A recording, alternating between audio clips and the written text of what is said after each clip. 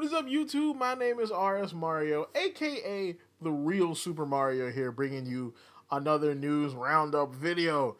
Alright, so we got some pretty interesting stories for you today. We have an interesting story coming out of the Pokemon world where it looks like Ishihara is stepping down from his post.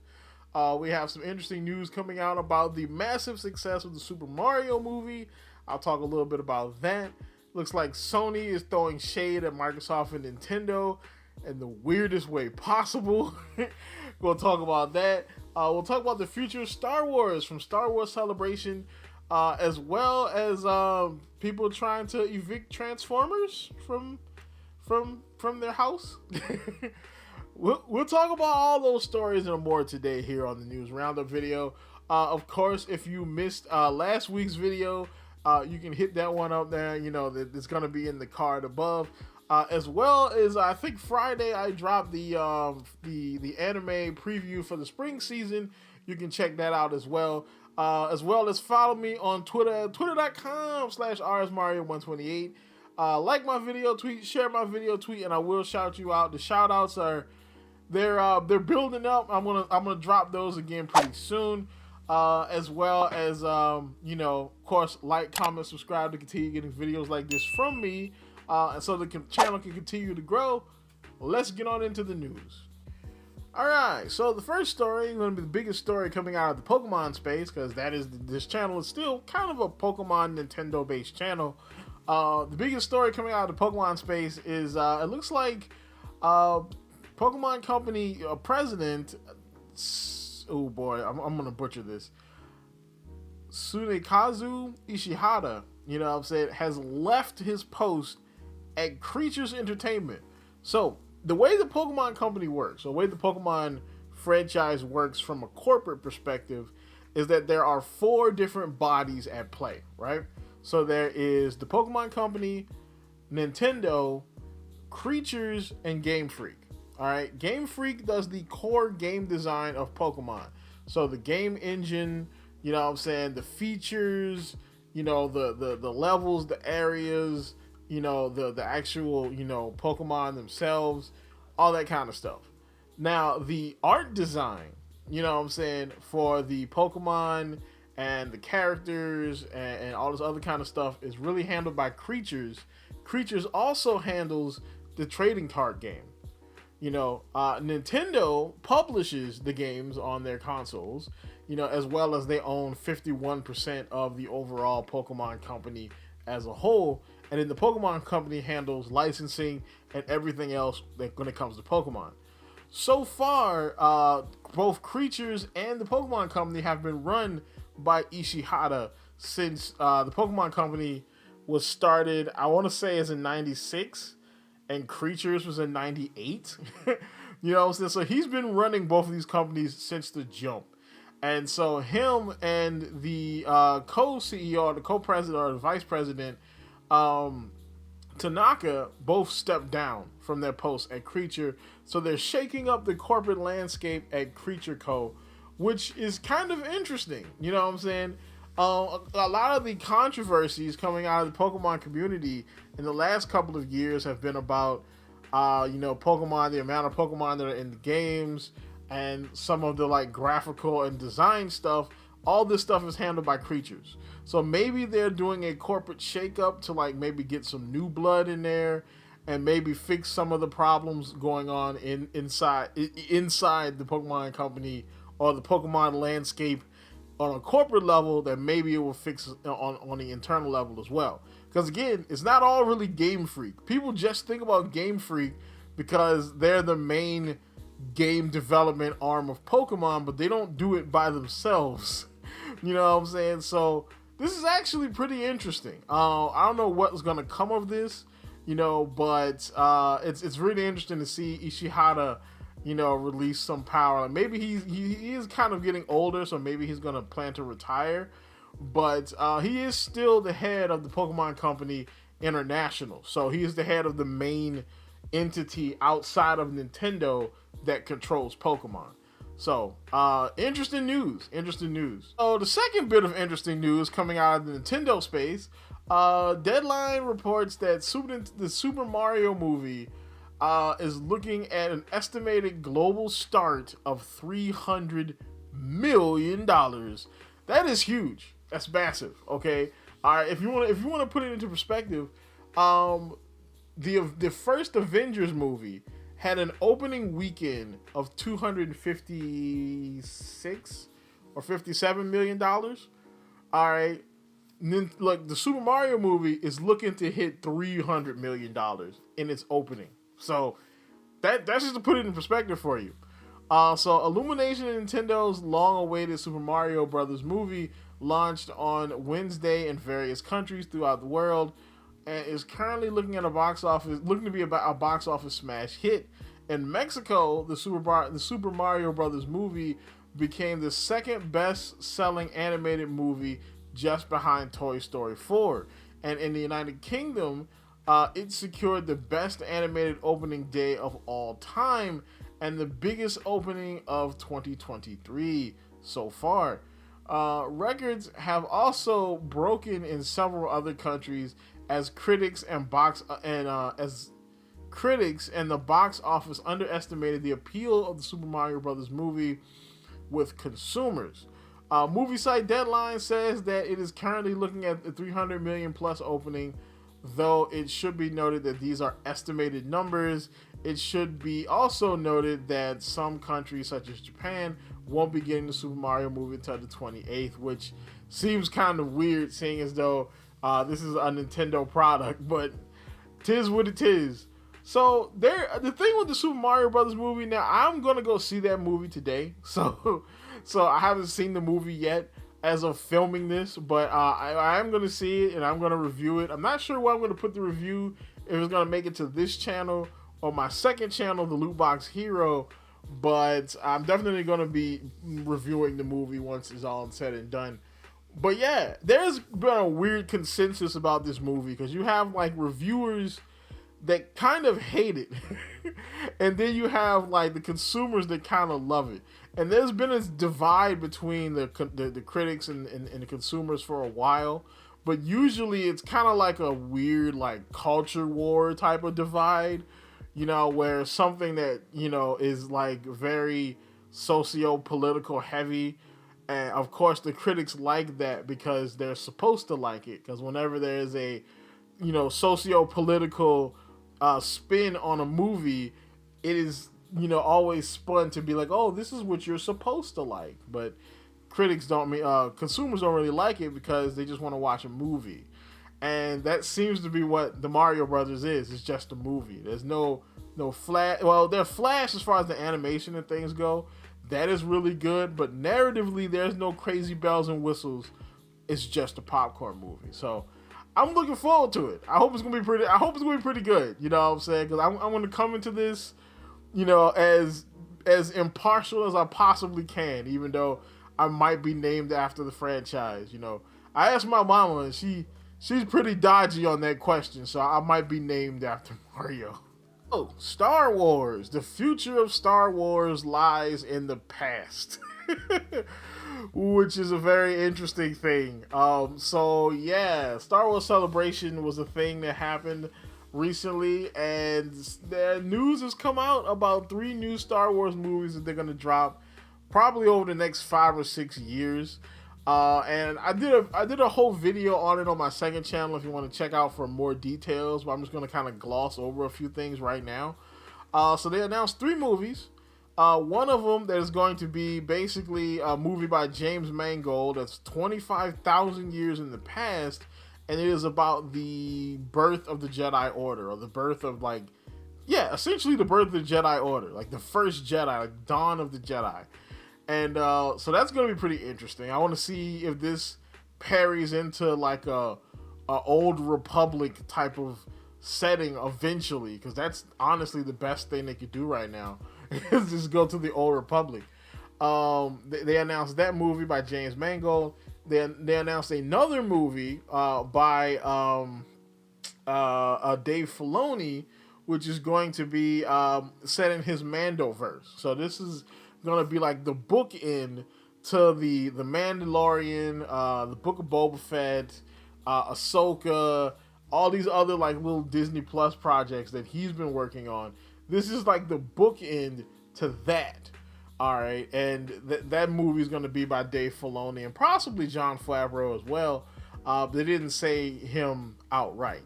And then the third movie is probably the movie that everybody is the most excited for and not remotely salty about at all, and that is the Jedi Order, the new Jedi Order movie, which is going to be starring Rey as she builds her new Jedi Order, Rey Skywalker. Everybody is totally on board with this, and everybody loves it. It's totally not toxic at all. And personally, I have to say, it seems like they're just taking the shotgun approach to this. So it seems like they're just going to announce these 3 projects, and whatever seems to get the most buzz and seems to stick the most when it comes out is what is going to get the most support. And everything else is probably going to get left at the wayside, if it even comes out at all. I mean, because we remember last time they announced stuff like this. They announced a Taika Waititi movie, which that's probably gone. They announced what's the Rogue Squadron movie with the chick that made Wonder Woman. That movie didn't come out. They announced a Kevin Feige movie, which that's definitely not coming out, seeing what Kevin Feige's got to do at the MCU. And also there was a rumors of a David Lindelof movie. Why is David Lindelof still getting work? I would love to know. After the Watchmen, but rumors that he was gonna get a Star Wars movie, and none of that stuff materialized. So this could be the same way. These could all be vaporware movies, for all we know. But yeah, it looks like there's something going on with Star Wars. All right, so now we get into some of the Sony news. So Sony's got a lot of news this week, and none of it involves this war with Microsoft over the Activision Blizzard purchase for once. So it seems like Sony is making a new handheld. So if you remember back in the day, the PSP and the PlayStation Vita, they were the handhelds that Sony made to compete with Nintendo's handhelds, being the DS family. And the DS stomped the crap out of Vita and PSP. Now, I owned the PSP. I thought the PSP was actually pretty good, but the sales were just with Nintendo's side, and so like Sony pretty much stopped making handhelds altogether. I believe around the PS4 generation is the last time we had a real handheld. So following days of speculation, Insider Gaming can report that there is a new PlayStation handheld in development, codenamed Q Lite. The next PlayStation handheld is the next piece of Sony hardware that aims to be yet another piece of hardware that requires the PlayStation 5. Insider Gaming understands that the Q Lite is not a cloud streaming service device, but instead uses remote play with PlayStation 5, a feature that the console giant has been pushing these past couple of weeks. Supporting adaptive streaming of up to 1080p and 60 frames per second, the new device will require consistent connectivity to the internet, which kind of makes being a portable gaming console irrelevant. Because what if there is a place where there is no internet? Like, the beauty of something like the Nintendo Switch is that I don't need the internet to play the Nintendo Switch. Alright, if I want to play something like, if I want to play like Smash Brothers offline, or if I want to play like, I don't know, like Breath of the Wild, or if I want to play Scarlet and Violet, or any of my other Switch games, I can play those. The only game I can't play without internet is online games like Overwatch 2 or Fortnite or something. You know, other than that, I can play whatever Nintendo game I want offline. If you need internet connectivity to play this device, to me, it's not really portable at that point. You know what I'm saying? Because there are going to be places where you don't have internet. There are going to be places where you don't have good internet. So, as for the console's physical features, early prototypes show that the console will look a lot like the PlayStation 5 controller, but with a massive 8-inch LCD touchscreen in the center. The device supports adaptive triggers for haptic feedback and will include what you would come to expect from a handheld: volume buttons, speaker jack, audio input jack, etc. Insider Gaming understands that the Q Lite is in its Q&A phase and is scheduled for release before the PlayStation 5 Pro, but after the detachable disc drive PS5, which I assume is a PS5 Slim. Now, I have heard even less about this detachable disc drive PS5 than I've heard about the Pro. So, interesting. It says industry insider Jeff Grubb is planning to announce its second phase. Sony is planning to announce its second phase of PS5, which was in reference to its future game slate. Ironically, though, this second phase is very much true for Sony's hardware offerings, with a new detachable disc drive for PS5, aka Project Nomad, wireless headphones, Project Voyager, which is a wireless headset, and the Q Lite handheld, all scheduled to release within a very short time period of each other. It's understood the PS5 Pro is aiming for a holiday of 2024 release. So, interesting. So if this releases before the Pro, but after the Slim, then we're expecting maybe like early 2024, somewhere like that, somewhere around tax time 2024. Like I said, though, if this is always online, this joke might be DOA. I'm just gonna be honest, at least for me anyway.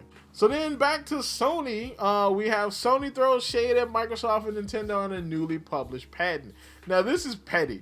All right, this is petty Sony. Okay, Sony's mad about the whole, Activision, Blizzard, Microsoft thing. So now petty Sony is back now. Okay. So in a recently published Sony patent details a universal controller that will work across a number of devices, from consoles to various entertainment apps. However, this filing also strangely refers to basically anything that's not a PlayStation product as inferior.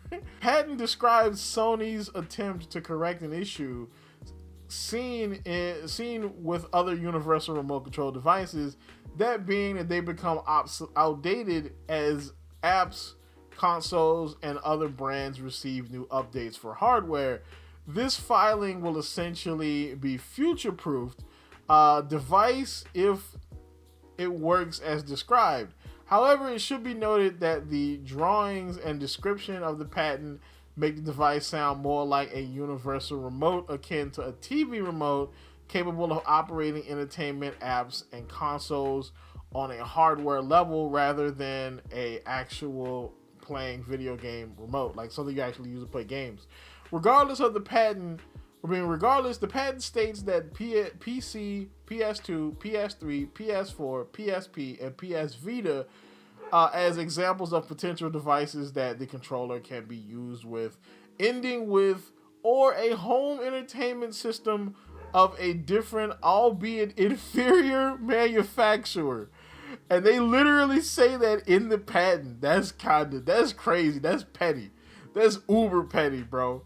The patent makes it clear that elsewhere that home entertainment system is a reference to consoles. So this comment is obviously targeted at Microsoft and Nintendo. It is certainly strange for this language to appear in a patent. So yeah, they did this on purpose. Sony taking shots. Sony taking shots. Bow, bow. I think this is actually pretty cool as far as the patent goes. Now, again, if the Q Lite is a real thing, combining this with the Q Lite and allowing you to use the Q Lite to play games or to navigate through, other consoles and devices, that right there might actually make the Q Lite a little bit more worth it.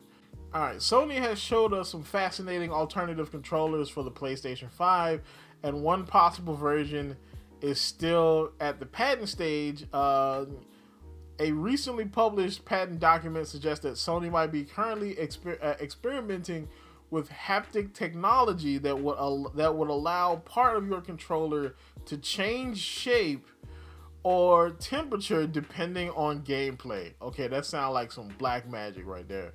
The patent, originally spotted by gaming website Exputer, details how the technology will work if it ever came to be. The controller would be a feature more pliable. Wait a minute. The controller would feature a more pliable elastic member. Very poor choice of words. An elastic member could actually change shape, and though the hard plastic body hasn't changed over the decades, controllers have gotten more advanced, adding details like haptic feedback, blah, blah, blah, blah, blah. You know what I'm saying? The patent further illustrates a sensor that would measure details such as whether the elastic piece is touched, twisted, pressed with a finger, pinched, squashed, rubbed. It could also measure things like acceleration. In response, the elastic part of the controller will change its temperature, shape, or hardness. So now the member gets hard. Whoa.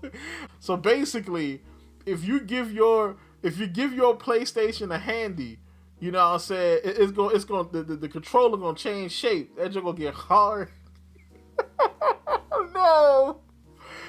No, PlayStation. Oh my god. Can you imagine? Somebody's definitely gonna make like Chinese knockoff of this.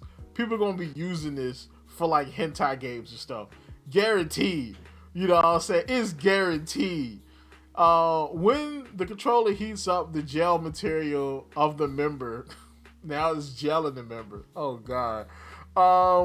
Could change its firmness. The elastic piece also has the vibration capabilities of any modern controller. While it can be interesting to think about how the controller can convey the intensity of a volcano level or simulate the feeling of climbing a rope, I have some reservations. All of these features sound like it will be too physically stimulating when you're trying to concentrate, which, yeah, I can definitely see that. All right, if I'm playing Overwatch 2 and I'm trying to hit like shots as Ash or something, and this gen is like, and the controller is like freaking, you know, I just need the controller to be what it is right now.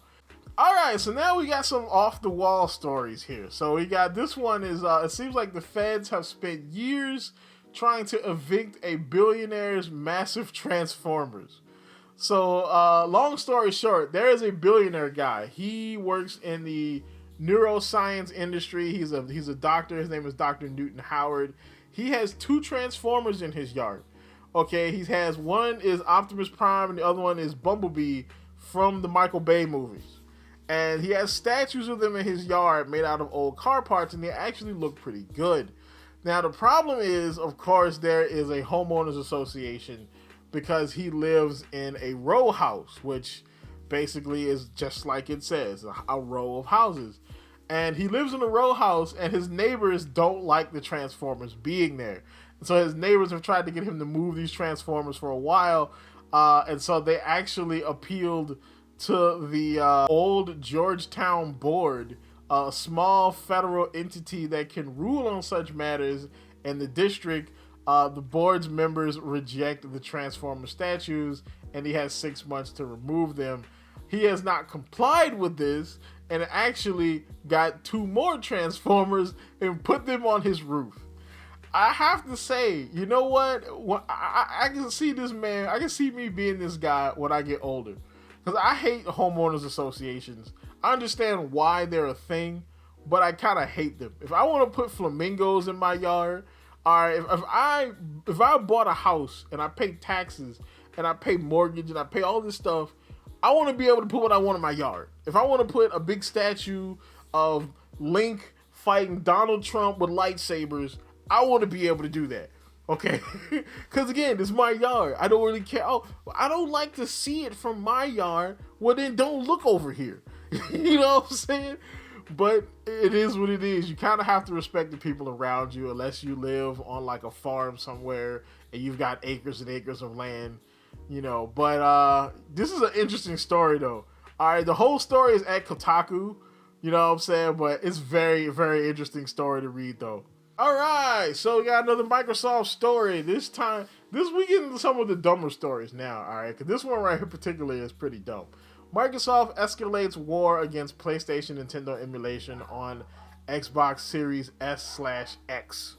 So, Microsoft shut down classic game emulation on Xbox Series X/S on April 6th. A small but passionate community of retro enthusiasts, preservationists, and homebrew devs are up in arms. They are calling on the console maker to reverse the decision and make legal emulation easy again, even if it potentially means antagonizing competitors Sony and Microsoft.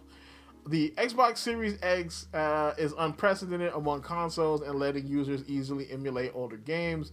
When it launched in 2020, new owners discovered that the ability to install emulators that could play classic GameCube and PS2 games on it, this still is possible with paid access to the console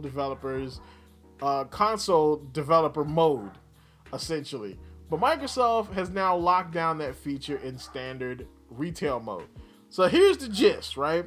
So basically, what's going on is that you can when the system first came out, it's kind of like the Steam Deck, where there is a developer mode that is pretty much just Windows on your Xbox, and you can actually download mods and stuff on your Xbox to play older games. You know what I'm saying? And I mean, in that case, it's kind of like Windows, but you have to pay Microsoft in order to get the developer mode, which means that technically being able to emulate games is a paid feature on Microsoft's console, and you're emulating games from Sony and Nintendo's consoles, which means essentially a feature of your product, a paid feature, allows you to steal video games. Now, of course, I know a lot of some people actually that use mods or use emulation actually own the games that they're emulating, but most people don't. Come on now. You know what I'm saying? Like, it's not just preservationists and retro gaming enthusiasts. A lot of people who use mods, and I mean, not mods, but who use emulators, we don't own them. All right, I'll say it. I got a bunch of stuff emulated on my phone. I don't own those games. Come on now.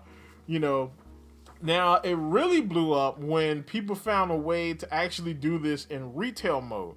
So people actually found a way to put emulators on the Microsoft Store, and then people found a way to download those emulators from the Microsoft Store. This is the official Microsoft Store now. So now an official feature allowed you to emulate games. So now Microsoft is shutting this down, and people are saying allow people to emulate games. You can't tell a company to allow you to steal other people's games. You can't do that. Like, that's why I said this story is kind of stupid. Like, I understand wanting to preserve and all this other kind of stuff. Just use the dev mode. The dev mode itself is still bad enough, but at least that's not just everybody being able to do it.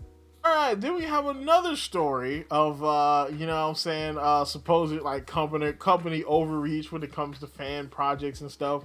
We have Big Brother the Wild YouTuber hit by Nintendo after multiplayer mod of Breath of the Wild.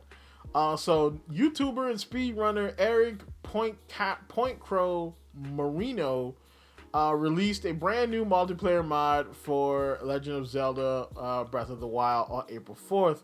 It basically transformed the hit 2017 Switch game into a modern open world version of the beloved co-op Zelda spin-off for Sora's Adventures. A couple days later, Marino says Nintendo hit him with a copyright infringement claims that led to some of the biggest videos on his channel being demonetized, which that's just the nature of YouTube nowadays. He says, incredibly disappointed that Nintendo of America decided to block my videos on Breath of the Wild. it's the love for the community and the innovation that we bring to it that keeps it alive and brought new people to love the Zelda franchise. Just press X for doubt on that one. Press X for doubt. I hope you reserve your decision. You reverse your decision soon.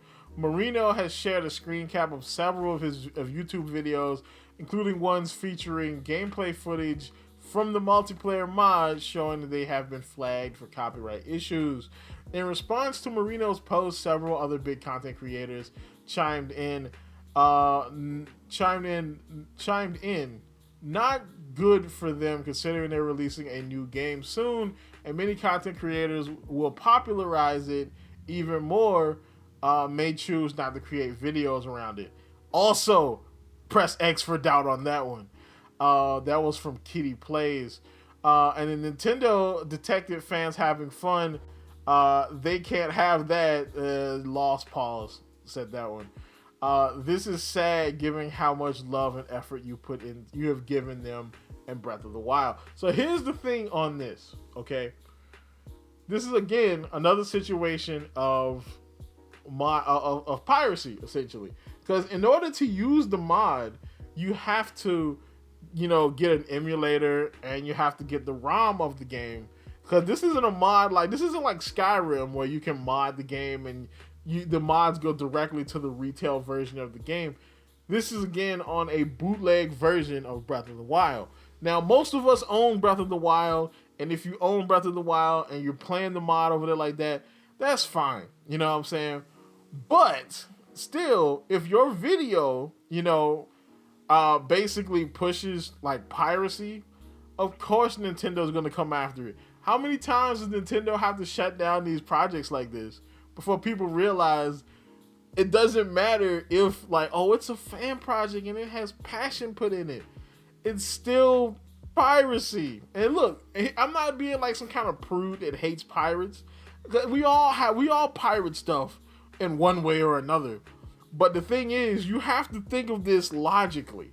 Nintendo is not going to allow something that advocates for stealing their product and then modifying it.